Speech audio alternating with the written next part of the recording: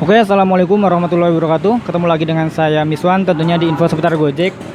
Ini kita mau bikin video singkat. Ini penting sih karena ada semacam kayak breaking news kayak gitulah ya. Jadi beberapa hari kemarin itu ada beberapa driver ya yang kena PM. Notifnya itu karena dia itu melewati atau mengabaikan gitu ya, terlalu banyak mengabaikan order dan akhirnya dia kena PM gitu ya. Nah, kita mau ngebahas itu, jadi teman-teman simak video ini sampai selesai. Bagi kalian yang belum subscribe, silahkan teman-teman bisa subscribe ya, supaya ketika di channel ini ada video yang terbaru kalian mendapatkan notif, jadi nggak ketinggalan info-info terupdate dari Gojek gitu. Oke, jadi silahkan teman-teman bisa subscribe dulu.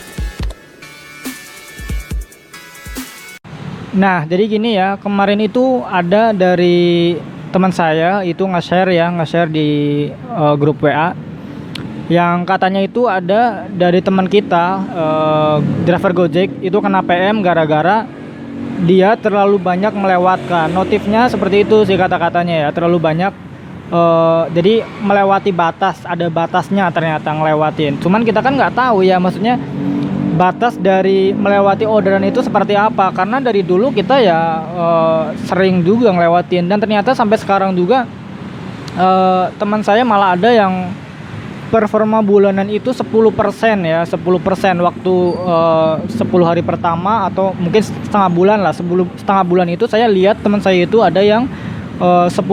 Itu kan parah banget gitu ya sortirnya, tapi masih aman. Cuman tiba-tiba ada yang ngasih tahu bahwa ada driver yang kena PM. Cuman saya nggak bisa ketemu sih, maksudnya saya udah nanya ini siapa, pengen ketemu gitu ya, apakah kita konfirmasinya gimana gitu ya, melewatinya berapa ratus order gitu ya. Karena misalkan kita cuman 100 order diambil 10 misalkan, itu ternyata ya masih banyak yang aman juga. Jadi di sini saya bukan untuk menakut-nakuti ya, cuman lebih ke waspada aja gitu ya, waspada.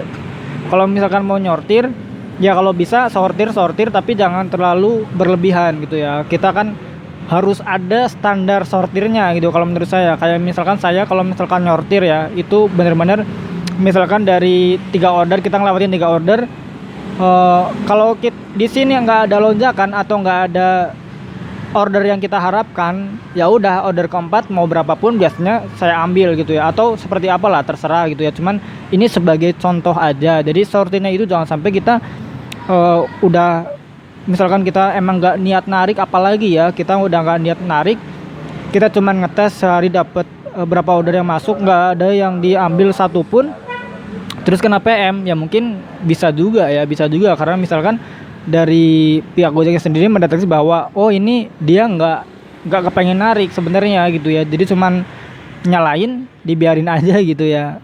Tapi ya nggak tahu sih, karena emang kita nggak bisa ketemu sama driver ini sih. Cuman kalau kita lihat dari notifnya, ini emang notif yang beneran gitu ya, jadi kita patut diwaspadain aja.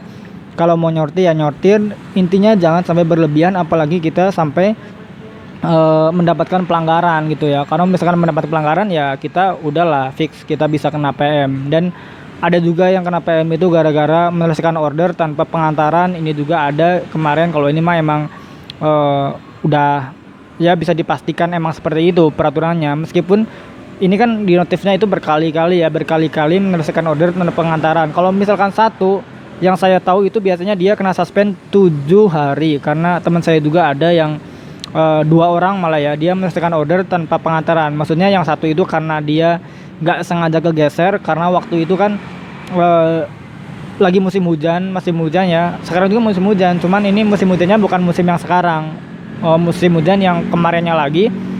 Itu kegeser sampai selesai gitu ya. Dan ternyata si konsumen ngasih bintang 1, komen barang tidak sampai, dan akhirnya kena suspend 7 hari gitu ya. Itu kalau misalkan sekali. Tapi kalau misalkan berkali-kali kena PM ya mungkin bisa dikatakan ya wajar juga, karena kesalahan tapi berkali-kali yang sama gitu ya.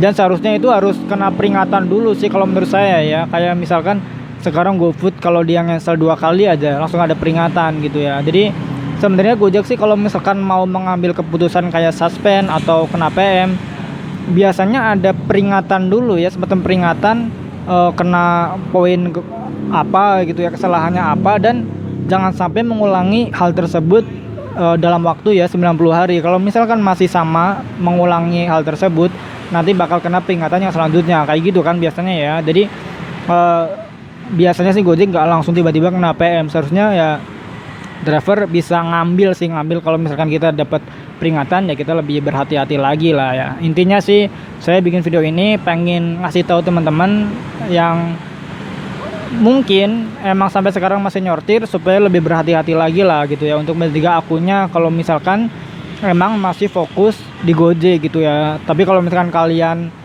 cuman sampingan sih ya saya nggak tahu sih ya gimana kebijakan kalian aja. Cuman kalau misalkan masih fokus di Gojek ya saya harap sih mungkin lebih hati-hati lagi ya, supaya ya akunnya tetap aktif gitu ya. Oke, supaya saya ada saingan lah gitu ya.